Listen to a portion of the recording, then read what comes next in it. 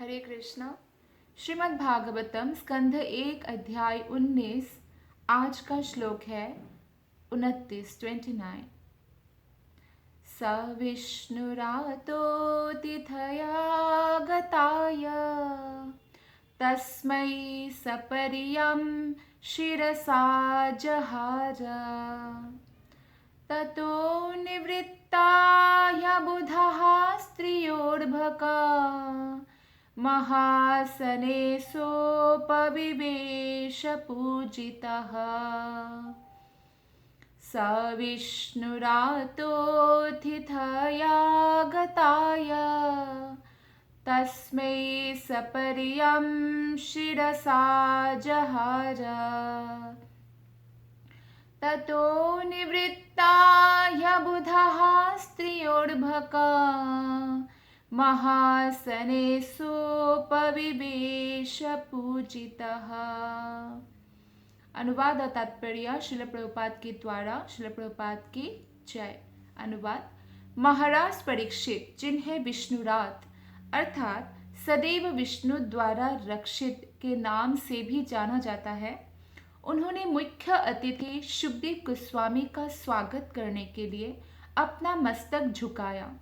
उस समय सारी अल्पज्ञ स्त्रियां तथा बालकों ने श्री शुकदेव गोस्वामी का पीछा करना छोड़ दिया। सबों से सम्मान प्राप्त करके शुकदेव गोस्वामी अपने श्रेष्ठ आसन पर विराजमान हुए। जब परीक्षित महाराज अब पूछ ही रहे थे दो प्रश्न समस्त ऋषि मुनियों से कि हर एक परिस्थिति में प्रत्येक व्यक्ति का क्या कर्तव्य होता है, और दूसरा पूछ रहे थे कि मरणासन्न व्यक्ति, जो व्यक्ति मरने वाला हो, उसका क्या कर्तव्य होता है, कि तभी शुकदेव गोस्वामी जो सिर्फ 16 साल का है और भगवान श्री कृष्ण के शुद्ध भक्त है, वो वहाँ पधारते हैं और सब लोग, कुछ मुख्य जो व्यक्ति है उनके अलावा सब लोग उठकर उनको सम्मान देते हैं, जबकि वो सिर्फ 16 साल का है और बाकी सब बहुत ज़्यादा जो है उनसे बड़े हैं। लेकिन भक्ति में जो बहुत अनुभवी होते हैं उनको ही श्रेष्ठ माना जाता है। तो उस दृष्टि से शुकदेव गोस्वामी एक श्रेष्ठ भक्त है और इसीलिए परीक्षित महाराज भी, जो भी खुद भी एक श्रेष्ठ भक्त है, तो वो उनको झुककर, मस्तक झुकाकर प्रणाम कर रहे हैं अपने आसन से जो उठकर। और तब बहुत सारी स्त्रियां और बालक जो शुकदेव गोस्वामी के पीछा कर रहे थे, क्योंकि एक तो उनको अवधूत पागल सा वो समझते थे, लेकिन जब देखा कि अरे बड़े बड़े महर्षियों की सभा में इनका बहुत सम्मान हो रहा है, तो तुरंत ही उन लोगों ने उनका पीछा छोड़ दिया और शुकदेव गोस्वामी अपने श्रेष्ठ आसन पर विराजमान हुए, यानी भागवत आसन पर, जहाँ से वो भागवत कथा प्रारंभ करेंगे। उस सभा में बहुत सारे लोग थे। शुकदेव गोस्वामी के आगमन पर सब लोग खड़े हुए, स्वागत किया, प्रणाम किया।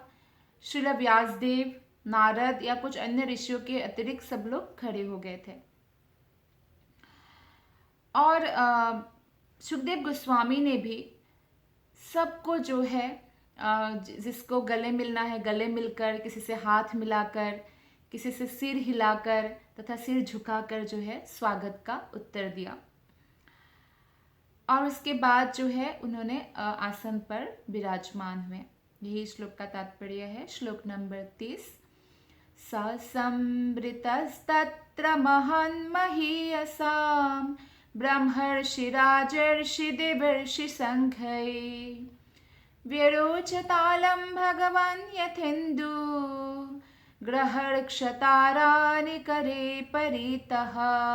तब सुखदेव गोस्वामी साधु, मुनियों तथा देवताओं से घिरे हुए, जिस तरह चंद्रमा तारों, नक्षत्रों तथा अन्य आकाशीय पिंडों से घिरा रहता है, ऐसे ही लग रहे थे। उनकी उपस्थिति अत्यंत भव्य थी और सबों द्वारा सम्मानित हुए। जो व्यक्ति एक भक्त की वैल्यू समझते हैं, खासकर सुखदेव गोस्वामी जैसे भक्त का कैसे आदर करना है वो जानते हैं, और ऐसे लोगों से ही ये सभा भरी हुई थी। इस सभा में महर्षि व्यासदेव थी, जिन्होंने हमें संकलन करके सब कुछ लिखित रूप में दिया, सारे शास्त्र को, वेद, उपनिषद, पुराण। और देवर्षि नारद थे, क्षत्रिय राजाओं के महान शासक जो है परशुराम थे, और कुछ भगवान कृष्ण के शक्ति संपन्न अवतार थे, शक्तावेश अवतार थे। लेकिन सुखदेव गोस्वामी ना तो वो ब्रह्मर्षि थे, ना ही राजर्षि थे, ना देवर्षि थे, ना ही वे नारद, व्यास या परशुराम के समान कोई अवतार थे। भगवान का कोई शक्तावेश अवतार भी नहीं थे। फिर भी उनका जो स्वागत किया गया वो उनसे बढ़कर था। इसका अर्थ यही है कि संसार में भगवान की अपेक्षा भगवान की भक्त की अधिक सम्मान होता है, और भगवान श्री कृष्ण भी यही चाहते हैं कि मद भक्त पूजाभ्याधिकः, मेरे भक्त की पूजा जो है, मेरे भक्त के सम्मान मुझसे भी बढ़कर होना चाहिए। और इससे जो है बहुत प्रसन्न होते हैं भगवान भी। भक्तों को भगवान इतना जो है प्रेम करते हैं, इसलिए सुखदेव गोस्वामी जैसे भक्त की महत्ता को कभी कम करके नहीं आंकना चाहिए। श्लोक नंबर 31। प्रशान्तमासेन मकुण्ठमेधसं मुनिं नृपो भागवतोऽभ्युपेत्य प्रणम्य मूर्ध्नावहितः कृताञ्जलिः नत्वा गिरा सुन्दरितयान्वपृच्छत्। तब प्रखर मुनि श्री सुखदेव गोस्वामी पूर्ण शांत भाव से बैठ गए। वे किसी भी प्रश्न का निसंकोच होकर बुद्धिमत्ता से उत्तर देने के लिए तैयार थे। तब महान भक्त महाराज परीक्षित उनके पास पहुंचे और उन्होंने उनके समक्ष सिर झुकाकर प्रणाम किया और हाथ जोड़कर मधुर वाणी से विनीत होकर पूछा। तो यही तरीका है, जब कोई भक्त के पास जाते हैं, उनको कुछ सीखना है, उनसे कुछ प्रश्न करना है, तो विनीत भाव से प्रश्न करना चाहिए, ना कि चैलेंजिंग एटीट्यूड से कि इनको पता है कि नहीं, चेक करते हैं। तो महाराज परीक्षित द्वारा गुरु से प्रश्न की गई जो मुद्रा अपनाई गई वो शास्त्र के आदेशों के सर्वथा उपयुक्त है। शास्त्रीय आदेश यह है कि दिव्य विज्ञान समझने के लिए मनुष्य को गुरु के पास विनीत होकर जाना चाहिए, जैसे कि भगवान श्री कृष्ण ने भी भगवत गीता में बोला है कि आप अर्जुन को बोलते हैं कि आप गुरु के पास जाओ, विनीत होकर उनसे जिज्ञासा करो, उनकी सेवा करो। तो ये क्यों बोलते हैं? क्योंकि इसके अलावा हम आध्यात्मिक विज्ञान को कभी भी नहीं समझ सकते। अहंकार से हम कभी भी समझ नहीं सकते कि मुझे संस्कृत आता है और मैं सारा वेद उपनिषद संस्कृत में ही पढ़ूंगा, खुद ही समझूंगा, ऐसा नहीं हो सकता है।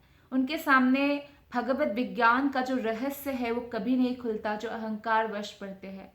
उनको किसी न किसी महान भक्त के अंदर प्रैक्टिस करना ही पड़ेगा, तब जाके ये समझ में आएगा, क्योंकि वेद उपनिषद पुराण का जो ज्ञान है वो रियलाइज्ड नॉलेज है, ऐसे उठाकर पढ़ने से समझा जाने वाला नॉलेज नहीं है।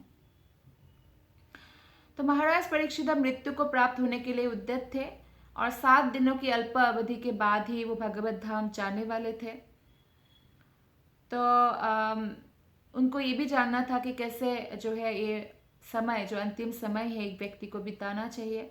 कई सारे लोग हैं वो सोचते हैं कि अच्छा मृत्यु का समय आएगा तब हम भक्ति करेंगे, लेकिन जब कोई बचपन से जवानी पूरा भौतिक इच्छा में बिता देते हैं, बुढ़ापा होने से उनकी इच्छाएं समाप्त नहीं हो जाती है और बहुत मुश्किल होता है बुढ़ापे में अपना शरीर संभाले या मन संभाले, कैसे प्रैक्टिस करें। जो जवानी में आप प्रैक्टिस कर सकते हैं पूर्ण जो आपका ऊर्जा है उसे लगाकर, वो बुढ़ापे में प्रैक्टिस करना अत्यंत कठिन होता है। हाँ, ये बात अलग है कि अगर शुद्ध भक्त की संगति मिल जाए, मान लीजिए कोई जीवन भर भक्तों से नहीं मिले, 70-80 साल में ही वो भक्तों से मिले, तो भी भक्तों की कृपा से वो पूरी ऊर्जा लगाकर प्रैक्टिस कर सकते हैं। लेकिन जनरल पब्लिक के लिए जो भक्तों की संगति नहीं करते और सोचे कि बुढ़ापे में थोड़ा सा कुछ मंत्र पाठ कर लेंगे, हो जाएगा अपना काम, ऐसा नहीं हो सकता। जैसे किसी का एग्जामिनेशन होता है, साल भर वो क्लास भी अटेंड नहीं करे और ना ही कुछ पढ़े, और एग्ज़ाम से कुछ 2 दिन 4 दिन पहले पढ़े, तो क्या वो पास हो सकता है? नहीं हो सकता है। तो इसी प्रकार से हमें पूरा जीवन कृष्ण भक्ति का प्रैक्टिस करना है। पूरा जीवन जो है नित्यम भागवत सेवा, यानी रोज भागवत श्रवण करना है या पढ़ना है। तो इस प्रकार से जो है भक्तों की संगति करते करते हम जब मृत्यु के करीब भी आएंगे तो क्या होगा, हमारा जो है कॉन्शियसनेस, चेतना कृष्णमय रह सकता है। तो ऐसे महत्वपूर्ण मामलों में मनुष्य को हमेशा गुरु के पास पहुंचना ही पड़ता है। और ये जीवन में सबके जीवन में कोई ना कोई परेशानियां हैं। इस जगत में आप कुछ भी कीजिए, कुछ ना कुछ दोष रह ही जाता है, और दोष निकालने वाले लोग भी आपके पास बहुत होते हैं। लेकिन जब आप मनुष्य जीवन पाकर भी आध्यात्मिक गुरु की खोज नहीं करते और ऐसा सोचते हैं कि सब गुरु एक जैसा, कुछ लोग गुरु जैसे पकड़े गए गलत करते हुए, ऐसा नहीं है। बाजार में नकली सोना भी है, असली सोना भी है। असली सोना का पहचान होना चाहिए, और भगवत कृपा से जो है हमें असली गुरु यानी जो प्रामाणिक गुरु है, ऑथेंटिक गुरु है, परंपरागत गुरु है, वो मिल सकते हैं। जो वैष्णव है, चौबीसों घंटा जिसका मन कृष्णमय है, ऐसे गुरु हमें मिल सकते हैं। और फिर ऐसे गुरु के पास हमें जाना चाहिए, और जो भी जिज्ञासा हो आध्यात्मिक वो पूछना चाहिए। तो गुरु की सारी योग्यताएं सुखदेव गोस्वामी में पूर्ण रूप से प्रकट थी, और गुरु तथा शिष्य दोनों ही यहाँ पे महाभागवत है। परीक्षित महाराज भी, सुखदेव गोस्वामी भी। तो इसी तरह जो है श्रीमद् भागवत के माध्यम से उनकी गुरु शिष्य का जो रिलेशनशिप है वो पूर्णता प्राप्त की। तो सुखदेव गोस्वामी ने व्यासदेव से श्रीमद् भागवत सीखा, लेकिन अभी तक सुनाने का अवसर नहीं मिला था। लेकिन आज जो है महाराज परीक्षित के समक्ष वो भागवत पाठ करके सुनाने का उनको अवसर मिला, और इस प्रकार गुरु तथा शिष्य दोनों को मुक्ति प्राप्त हुई। श्लोक नंबर 32। परीक्षेतुवाच अहो अद्या वयं ब्रह्मन् सत्सेव्यः क्षत्रबन्धवः कृपयातिथिरूपेण भवद्भिस्तीर्थकः कृतः। भाग्यशाली राजा परीक्षित ने कहा, हे ब्राह्मण, आपने कृपा करके यहाँ पर मेरे अतिथि के रूप में उपस्थित होकर हम सबों के लिए तीर्थस्थल बनाकर हमें पवित्र बना दिया है। आपकी कृपा से हम अयोग्य राजा भक्त की सेवा करने के सुपात्र बनते हैं। तो यहाँ पे अपने आप को वो अयोग्य बता रहे हैं। इसमें परीक्षित महाराज की विनम्रता नजर आती है। नहीं तो पूरे पृथ्वी के जो राजा है, और सिर्फ राजा नहीं है, जो राजर्षि है, कृष्ण के शुद्धतम भक्त है, वो उनको खुद को अयोग्य बताने की कोई आवश्यकता नहीं है। इससे प्रमाण है कि उनमें कोई अहंकार नहीं है, और वो भगवान के विनीत भक्त हैं। और यहाँ पे वो अपने गुरु के प्रति आभार व्यक्त कर रहे हैं सुखदेव गोस्वामी के प्रति, कि अतिथि के रूप में आपने उपस्थित होकर ये जगह जो है तीर्थस्थल में परिवर्तित कर दिया है, और हम सबको भी पवित्र बना दिया है। क्योंकि जो भी महाभागवत का आगमन होता है, भक्तों के चरण पड़ते ही घर भी तीर्थस्थल बन जाता है। और राजा बोलते हैं कि मैं तो अयोग्य हूँ, लेकिन आपने ही मुझे भक्त की सेवा करने के लिए सुपात्र बना रहे हैं। सुखदेव गोस्वामी जैसे महाभागवत कभी राजाओं के पास नहीं जाते, लेकिन परीक्षित महाराज कोई ऐसे भोगी राजा नहीं थे, वो भक्त राजा है, तो वहाँ वो पहुँचे हैं। हम देखते हैं कि महाराज प्रताप रुद्र के केस में भगवान चैतन्य के वो बहुत बड़े भक्त थे, लेकिन जब उन्होंने भगवान का दर्शन करना चाहा तो भगवान चैतन्य महाप्रभु ने उनसे भेंट करने से इनकार कर दिया था। क्योंकि सन्यासी के ये एक रूल है, और वो रूल चैतन्य महाप्रभु सबको दिखाना चाहते थे कि राजाओं से ज़्यादा मेल मिलाप सन्यासियों के लिए ठीक नहीं है, तो वो आकृष्ट हो सकते हैं भौतिक भोग से। तो जो भक्त भगवान के धाम वापस जाना चाहते हैं, उनके लिए दो बातें वर्जित हैं। सांसारिक जो भोग करने वाले व्यक्ति है उनकी संगति, और स्त्री की संगति। सन्यासियों के लिए दोनों बात वर्जित है। और जहाँ तक गृहस्थों की बात है, उनको अपनी स्त्री, अपनी पत्नी के अलावा अन्य समस्त स्त्रियों को माता ज्ञान करना होगा, तब वो भगवत धाम जाने के अधिकारी बन सकते हैं। और साथ ही साथ जो है, जो भोगी लोग हैं, हमेशा पैसों के पीछे भागते हैं, कभी भी भक्ति में उनका कोई मन नहीं होता है, ऐसे लोगों से दूर रहना चाहिए। लेकिन परीक्षित महाराज तो महान भक्त थे, और इसीलिए सुखदेव गोस्वामी उनके पास अंतिम क्षणों में मिलने आए। और महाराज परीक्षित इतने विनम्र थे, हालांकि उनके जो खानदान है या उनके जो पूर्वज है वो इतने महान है, फिर भी जो है वो अपने आप को अयोग्य बोल रहे हैं कि मेरे वंशज के सामने तो मैं अयोग्य हूँ, अयोग्य संतान हूँ, ऐसे बोल रहे हैं। जनरली राजाओं के जो अयोग्य संतानें होते हैं उनको क्षत्र बंधव कहलाते हैं। जैसे ब्राह्मणों की अयोग्य पुत्र, जो ब्राह्मण नहीं होते, ब्राह्मणों के गुण नहीं होते, जिसमें बिगड़े हुए होते हैं, उनको ब्रह्म बंधु कहते हैं ना। ऐसे एक क्षत्रिय के अयोग्य पुत्र को क्षत्र बंधव कहा जाता है। जिस तरह जैसे ब्राह्मणों के ब्रह्म बंधु या द्विज बंधु भी बोलते हैं उनको। महाराज परीक्षित सुखदेव गोस्वामी की उपस्थिति से बहुत प्रोत्साहित थे, बहुत मोटिवेटेड थे और अपने को पवित्र हुआ मान रहे थे। श्लोक नंबर 33। येषां संस्मरणात् पुंसां सद्यः स्विद्यन्ति वे गृहा किं पुनर्दर्शनस्पर्श पादशौचासनादिभिः। आगे परीक्षित महाराज कहते हैं सुखदेव गोस्वामी से, आपके स्मरण मात्र से हमारे घर तुरंत पवित्र हो जाते हैं। जब हम भक्तों के स्मरण करते हैं ना, हम पवित्र हो जाते हैं। भक्त या भगवान से रिलेटेड जो लीला स्थली है, भगवान के गुण है या भगवान के बांसुरी है, भगवान के रूप है और भगवान से रिलेटेड कोई भी चीज़ जो है, जब उनका हम स्मरण करते हैं हम तुरंत पवित्र हो जाते हैं। इसलिए हमारे स्मरण में ऐसी चीज़ें होनी चाहिए स्मृति में। नहीं तो गलत स्मृति देने वाले तो बहुत लोग हैं। आपको प्रवोक करने वाले, आपके विरुद्ध कोई षड्यंत्र करने वाले होंगे। आप सही होंगे फिर भी गलत साबित करने के लिए बहुत लोग होंगे। तो इन लोगों की स्मरण भी नहीं करना चाहिए या उन घटनाओं की स्मरण भी नहीं करना चाहिए। मन में अगर स्मरण आए भी ना तो उनको हम रोक कर भगवान की स्मरण कर सकते हैं। इतनी स्वतंत्रता हमें दिया है भगवान ने और इतनी शक्ति भी दी है, तो हमें उसमें प्रैक्टिस करना चाहिए। हालांकि ये बहुत आसान भी नहीं है, लेकिन रेगुलर प्रैक्टिस करने से ये हमारे लिए वो आसान हो जाता है। क्योंकि हम भगवान का स्मरण करते हैं तो भगवान की कृपा की याचना भी करते हैं कि हमारा मन जो है आपके और आपके भक्त में लगा रहे।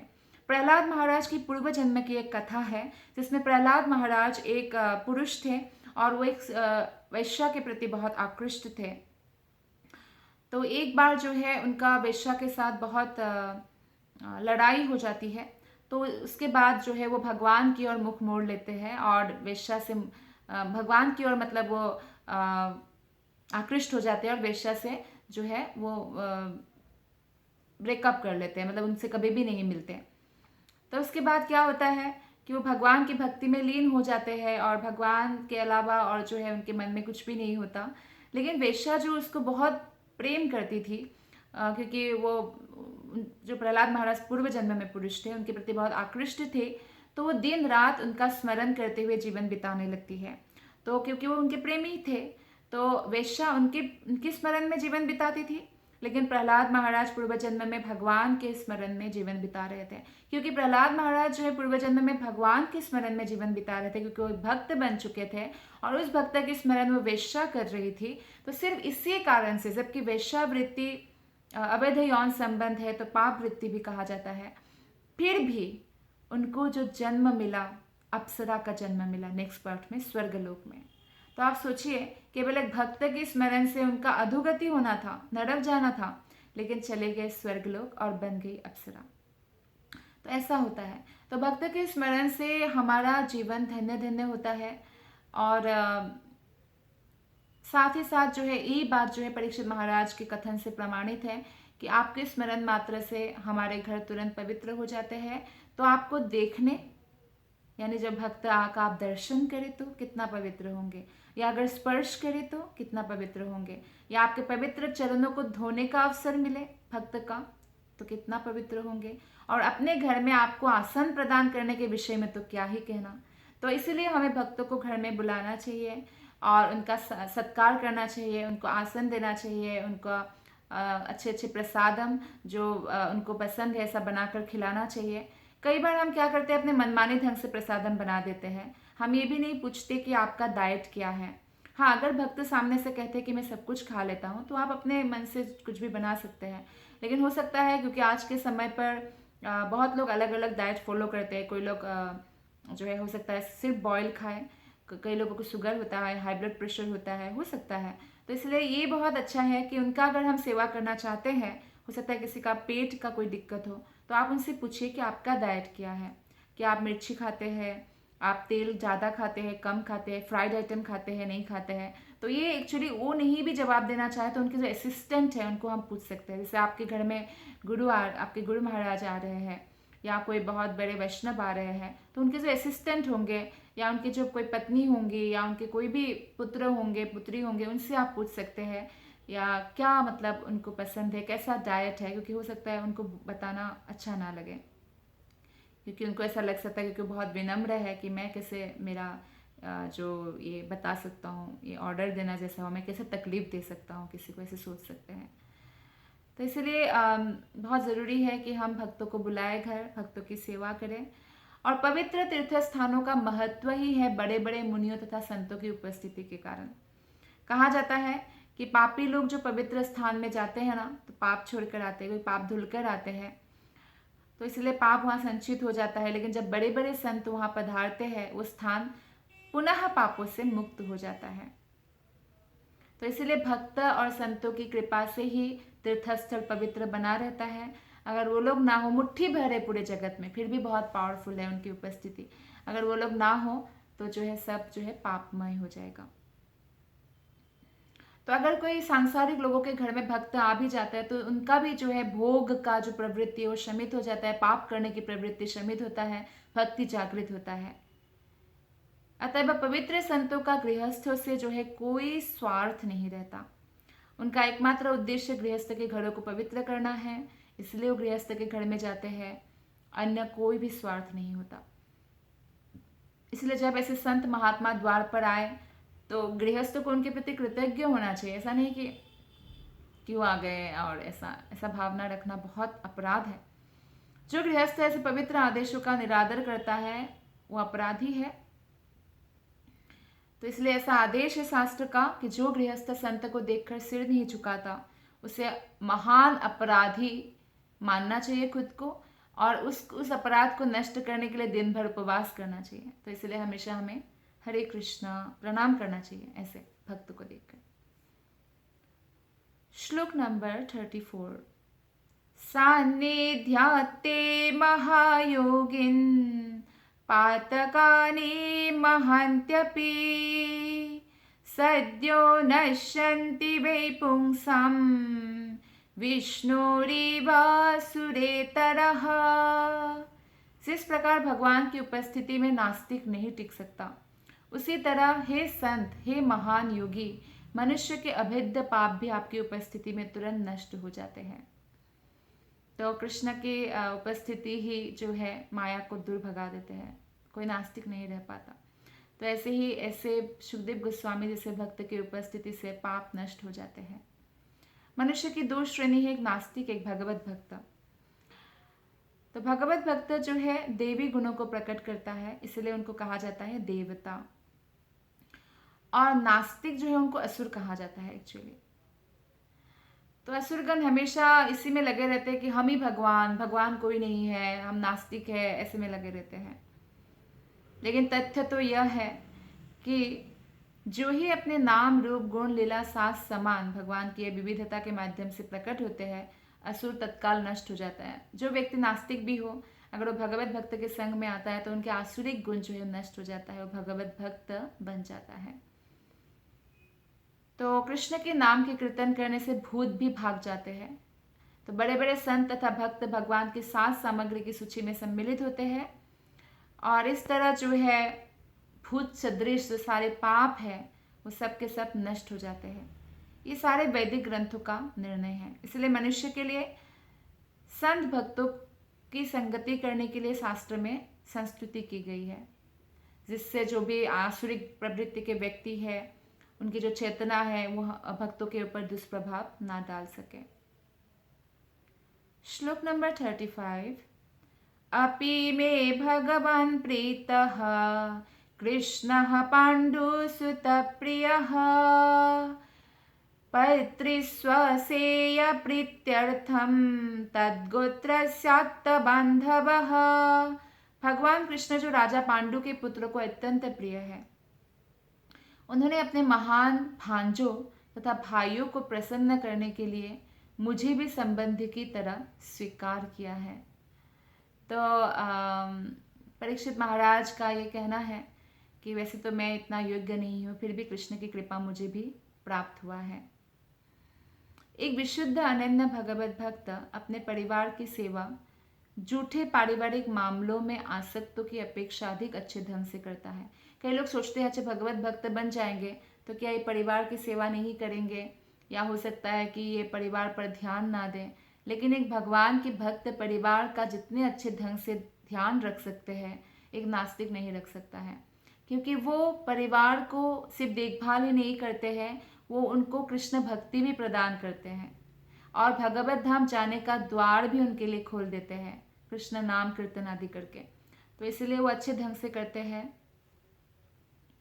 और साधारणतः जो लोग हैं वो सोचते हैं कि प्रेम का मतलब, पारिवारिक प्रेम का मतलब उनको आर्थिक जो वो है, आर्थिक जो उनका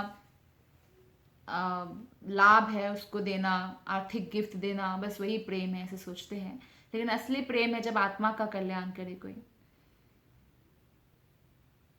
तो भगवान अपने भक्त के पारिवारिक सदस्य और वंशजों को भी सुरक्षा प्रदान करते हैं। आप देखिए ना, जब प्रहलाद महाराज इतना भक्ति किया तो भगवान प्रकट हुए नरसिंह भगवान और ये वचन दिया कि उनके आने वाले जो भी परिवार परिजन हैं उनका वध वो कभी नहीं करेंगे और साथ ही साथ उनको सुरक्षा प्रदान करेंगे। और ऐसा ही किया उन्होंने, बलि महाराज को सुरक्षा प्रदान किया। यहाँ तक कि बानासुर जो असुर थे उनको भी उन्होंने नहीं मारा था।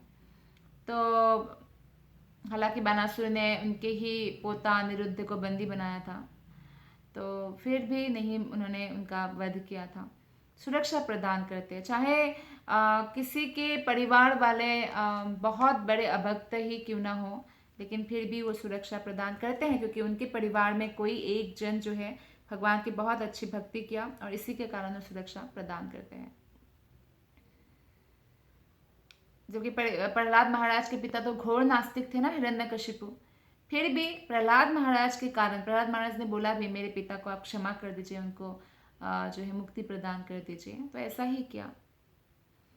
इतने दयालु है भगवान कि भक्तों के परिवार परिजनों को भी सुरक्षा प्रदान करते हैं। तो इसलिए भक्त निश्चिंत रहते हैं। महाराज युधिष्ठिर तथा उनके भाई कुंती के पुत्र थे और कुंती कृष्ण की बुआ थी रिलेशनशिप में। महाराज परीक्षित महान पांडवों के एकमात्र पौत्र होने के कारण भगवान कृष्ण का संरक्षण स्वीकार करते हैं। श्लोक नंबर 36। अन्यथा ते व्यक्तगतेः दर्शनं न कथं नृणाम् नितरां म्रियमाणानां संसिद्धस्य वनीयसः। तो संसिद्धस्य वनीयसः मतलब स्वेच्छा से प्राकट्य, वनीयसः। अनुवाद है, अन्यथा भगवान कृष्ण की प्रेरणा के बिना यह कैसे संभव है कि आप स्वेच्छा से यहाँ प्रकट हुए। सुखदेव गोस्वामी को कोई फोन कॉल नहीं गया था या मैसेज नहीं गया था, किसी को बुलाने नहीं भेजा था, अपने आप प्रकट हुए थे कृष्ण की इच्छा से, उसी समय जब जरूरत थी। जबकि आप सामान्य लोगों से ओझल रहकर विचरण करते हैं और हम मरणासन्न को दृष्टिगोचर नहीं होते। सुखदेव गोस्वामी इतने जल्दी किसी को भी दर्शन नहीं देते, पर वहां ठीक समय पर वो प्रकट कैसे हुए, ये कृष्ण की कृपा नहीं तो और क्या है। तो निश्चित रूप से कृष्ण द्वारा प्रेरित होकर वो परीक्षित महाराज के समक्ष प्रकट हो चुके थे ताकि भागवतम का उनको शिक्षा दे सके। और मनुष्य अपने गुरु तथा भगवान की कृपा से ही भगवान की भक्ति के सार को प्राप्त कर सकता है। नहीं तो जो भी हमारा वेद उपनिषद पुराण है वहाँ पे बहुत सारी बातें बताई गई है, बहुत सारे मेटेरियल लाइफ में भी कैसे प्रगति करना है, कैसे जीना है, उसके बारे में भी बताया गया है। वेदों की आलंकारिक भाषाओं में बहुत सारे लोग फंस चुके हैं, लेकिन जो प्रामाणिक गुरु धारण करते हैं वो उनमें से भी भक्ति का जो ज्ञान है उसको प्राप्त करते हैं और इस प्रकार वो आलंकारिक भाषाओं में फंस कर इस दुनिया में नहीं रह जाते हैं। तो गुरु से वो सार प्राप्त करते हैं।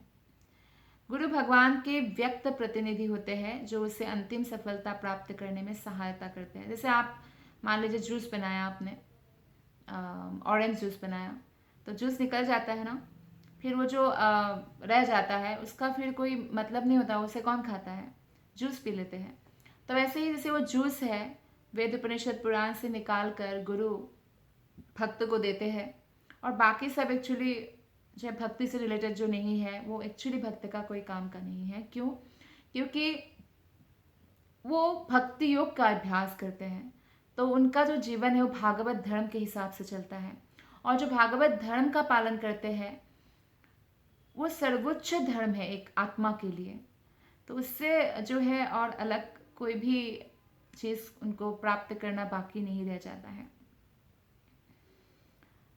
और जो गुरु होते हैं वो भगवान के व्यक्त प्रतिनिधि होते हैं, करुणा अवतार है गुरु कृष्ण के, जो उसे अंतिम सफलता प्राप्त करने में सहायता करते हैं।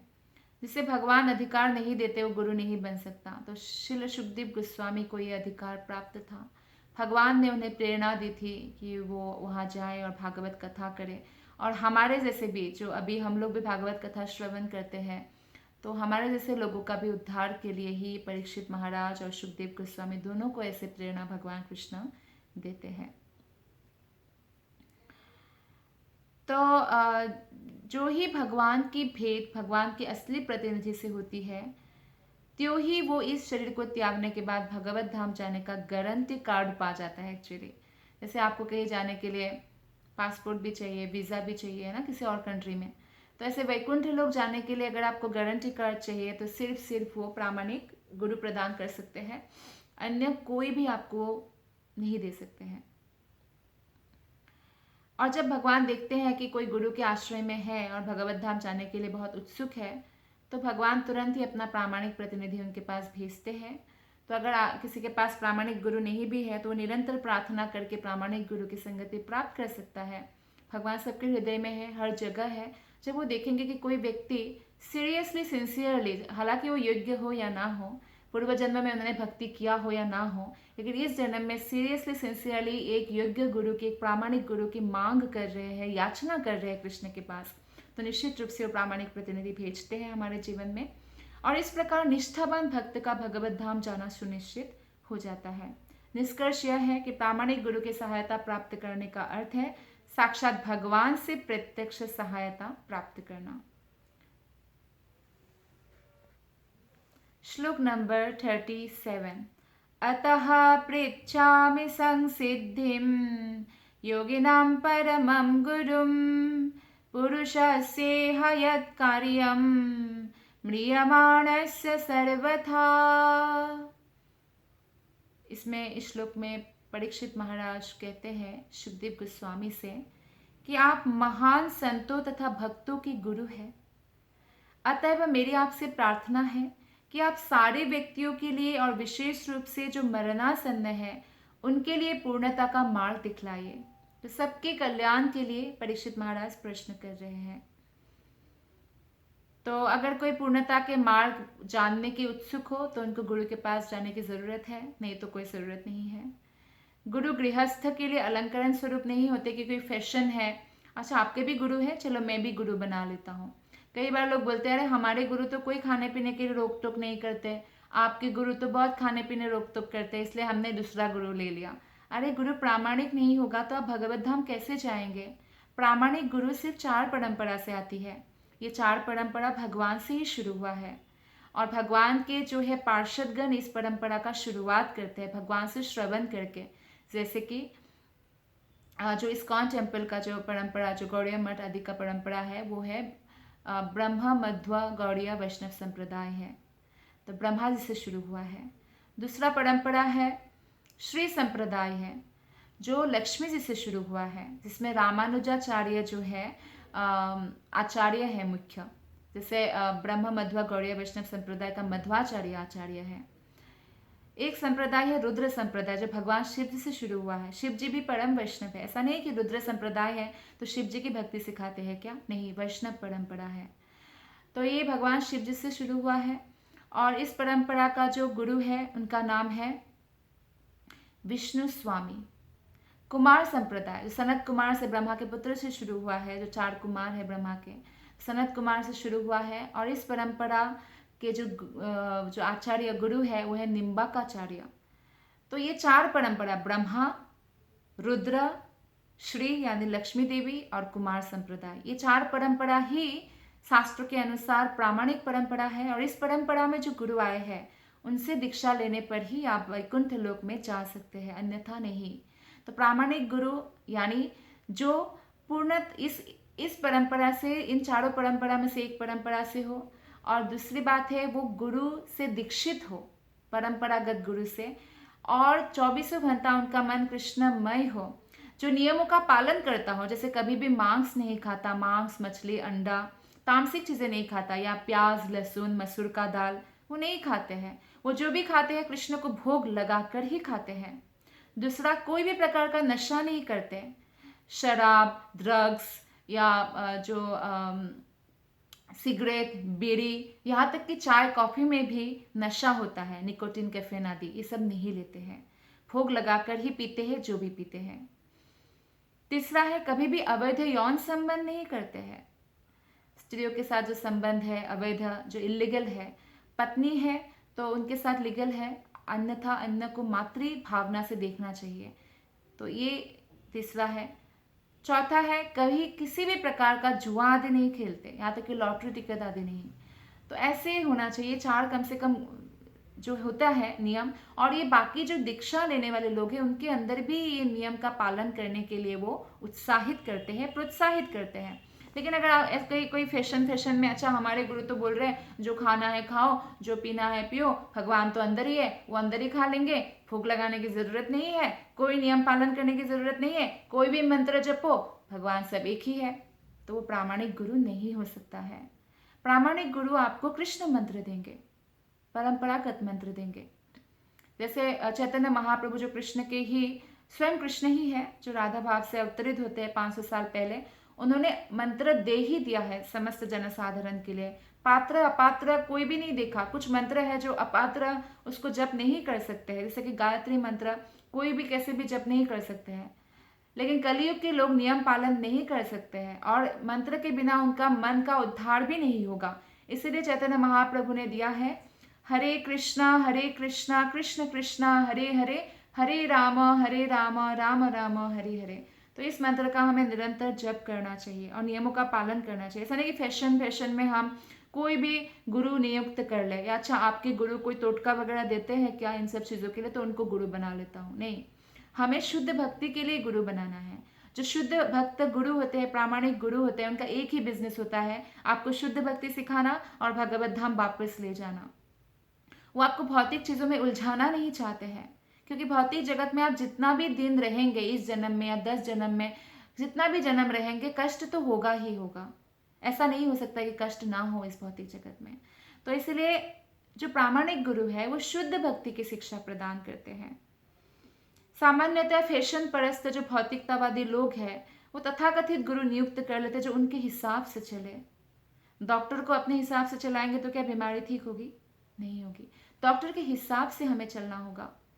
ऐसा छद्म रूप जो गुरु है तथाकथित शिष्य की चापलूसी करता है, शिष्य की चापलूसी करेंगे, शिष्य से धन अर्जन करेंगे, या हो सकता है कई बार उनका अवैध यौन में भी उनको लगा दे। ऐसा भी हुआ है और ऐसा भी सुनने को मिलता है। ऐसे लोगों का गुरु के ऊपर जो है श्रद्धा उठ गया है, लेकिन ऐसा नहीं है। तो ऐसा अगर कोई करते हैं तो गुरु तथा शिष्य दोनों ही नरक को जाते हैं। तो महाराज परीक्षित अच्छे शिष्य थे क्योंकि वे सबों के लिए विशेष रूप से मरणासन्न के लिए लाभप्रद प्रश्न पूछते थे। तो महाराज परीक्षित द्वारा पूछा गया प्रश्न जो है वो बहुत ही लाभदायक है हमारे लिए। तो हमें ये देखना है कि महान गुरु कितनी बुद्धिमत्ता पूर्वक सुखदेव गोस्वामी उनके प्रश्नों का उत्तर देते हैं। श्लोक नंबर 38, यच्छ्रोतव्यमथो जप्यं यत्कर्तव्यं नृभिः प्रभो स्मर्तव्यं भजनीयं वा ब्रूहि यद्वा विपर्यमम्। ब्रूहि यद्वा विपर्ययम्। कृपया मुझे बताएं कि मनुष्य को क्या सुनना चाहिए, क्या जप करना चाहिए, क्या स्मरण करना चाहिए और किनको पूजना चाहिए, और ये भी बताएं कि उसे क्या क्या नहीं करना चाहिए।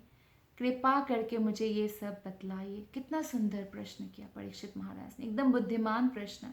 लोगों का एकदम कंसेप्ट क्लियर हो जाएगा भागवतम श्रवण करने से कि क्या श्रवण करना चाहिए। कृष्ण कथा श्रवण करना चाहिए, क्या जपना चाहिए, हरे कृष्ण कृष्ण कृष्ण हरे हरे, हरे राम राम राम हरे हरे महामंत्र का जप करना चाहिए, जो भगवान शिव जी भी जप करते हैं, नारद मुनि भी जप करते हैं, महान महान भक्तगण जप कर रहे हैं।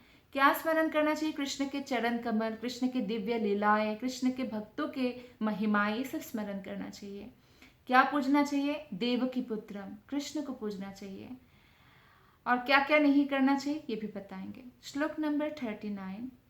नूनं भगवतो ब्रह्मन् गृहेषु गृहमेधिनां न लक्ष्यते ह्यवस्थानम् अपि गोदोहनं क्वचित्। हे शक्ति संपन्न ब्राह्मण, कहा जाता है कि आप लोगों के घर में मुश्किल से उतनी देर भी नहीं रुकते हैं जितनी देर में गाय दुही जाती है। गाय दुहने में थोड़ा समय लगता है, तो उस समय से भी कम एक्चुअली भक्त जो भी संत लोग हैं, जैसे सुखदेव गोस्वामी जैसे, तो वो उससे भी कम समय रुकते हैं। संन्यास आश्रम में संत तथा मुनि गृहस्थ के घर प्रातः काल जब गौवे दुहा जाता है ना, सुबह सुबह, उस समय जाते हैं और कुछ दूध मांगते हैं। ये गृहस्थों को लग सकता है अच्छा हम बड़े देने वाले हैं, लेकिन जो भक्त गृहस्थ हैं उनको मालूम है ये तो हमारे कल्याण के लिए आए हैं। तो इस प्रकार वो दुग्ध देते हैं उनको। गाय का धारसना एक शेर दूध एक प्रौढ़ व्यक्ति के शरीर पोषण के लिए पर्याप्त होता है। तो दूध में सब विटामिन्स होता है। पहले के बहुत सारे संत और अभी भी है ऐसे संत जो सिर्फ दूध पी के रहते हैं, फिर भी जिंदा है। पर जब चैतन्य महाप्रभु के कीर्तन में एक बार एक ब्रह्मचारी रिक्वेस्ट करके जो आए थे, जो चैतन्य महाप्रभु को उतना पसंद नहीं था क्योंकि उनमें भक्ति नहीं थी, लेकिन वो ऐसे कठोर व्रत में थे, 15 साल से दूध पी रहे थे। तो दूध में समस्त विटामिन होता है और संत और मुनि केवल दूध पीकर जीवित रहते हैं। लेकिन आपको ये देखना है कि दूध जो है देसी गाय का हो और गाय का पालन पोषण बड़े प्रेम से किया गया हो, तो वो दूध जो है बहुत लाभदायक होता है। तो गरीब से गरीब गृहस्थ भी कम से कम 10 गौवें रखता है और प्रत्येक गाय से कम 12 से 20 क्वार्ट दूध मिलता था। अतएव कोई भी साधुओं के लिए कुछ दूध देने में कोई दिक्कत नहीं था। पहले समय में ऐसा होता था, 10-12 भी गाय रखते थे, लोग सेवा करते थे गाय की। अभी तो फ्लैट सिस्टम हो गया, तो गाय कहाँ पालेंगे, तो नहीं पाल पाते। तो गृहस्थ का कर्तव्य है कि बच्चों की भांति वे संतों तथा मुनियों का पालन करें। और इस तरह सुखदेव गोस्वामी किसी भी गृहस्थ के घर जब प्रातःकाल जाते थे दुग्ध लेने के लिए, तो 5 मिनट से अधिक नहीं रुकते थे। तो इससे जो है उनको तो थोड़ा सा ही दूध चाहिए, तो थोड़ा सा दूध जब तक वो निकाल लेते हैं उतना देर वो रुकते हैं और उसके ज़्यादा नहीं रुकते हैं, क्योंकि दूध पी के ही जीवित रहते हैं साधु संत लोग। बहुत सारे साधु संत ऐसे हैं। दूसरे शब्दों में ऐसे संत गृहस्थों के घरों में बहुत विरल देखे जाते हैं। अगर कोई आए ऐसे संत तो बहुत बड़ी जो है वो लोग मानते थे कि हमारा बड़ा सौभाग्य है हमारे पास। जैसे कृष्ण, जब वो लोग माखन बना बना के गोपियाँ ना सजा सजा के रखते थे अपने मटकियाँ, तो जिसके घर में कृष्ण आए वो वेट करते थे कृष्ण आएंगे। जिसके घर में आए से उनकी लॉटरी लग गई तो गोपी इतनी खुश होती है, अरे मेरे घर का आज माखन कृष्ण ने चुराया, ऐसा। तो गृहस्थ को भी इतना बुद्धिमान तो होना ही चाहिए कि वे द्वार पर आए मुनि से कुछ दिव्य संदेश प्राप्त कर ले। तो गृहस्थ को यह नहीं कहना चाहिए कोई भक्त से कि कोई ऐसा भौतिक चीज़ों का उपदेश दे, जबकि उनको उनसे आध्यात्मिक ज्ञान की प्राप्ति के लिए पूछना चाहिए। श्लोक नंबर 40, ये अंतिम श्लोक है इस अध्याय का। सुतवाच एवमाभाषितः पृष्टः स राज्ञा शक्ष्णया गिरः। एवमाभाषितः पृष्टः स राज्ञा श्लक्ष्णया गिरः। प्रत्यभाषत धर्मज्ञो भगवान वादरायणिः। श्री शुक गोस्वामी ने कहा, इस तरह मीठी भाषा का प्रयोग करते हुए राजा ने बातें की तथा प्रश्न किए। गुरु से, भक्त से, सभी से एक्चुअली मीठी भाषा में बात करना चाहिए, मधुर भाषा में बात करना चाहिए। ये भी वाणी की तपस्या है।